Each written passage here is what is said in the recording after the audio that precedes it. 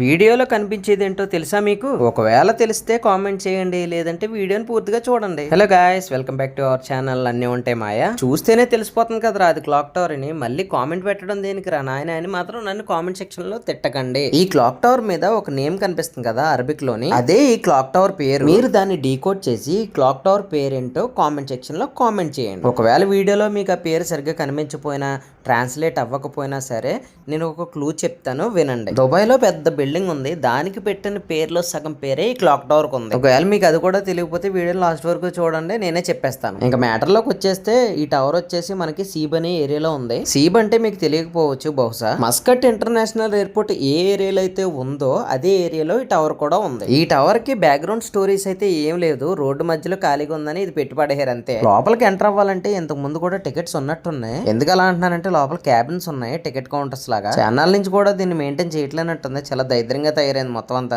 లోపల. ఈ clock tower name వచ్చేసి బుర్జ్ క్లాక్ టవర్. మీకు ఈ వీడియో నచ్చిందా? అయితే లైక్ చేసి, షేర్ చేసి, సబ్స్క్రైబ్ చేయండి. బాయ్.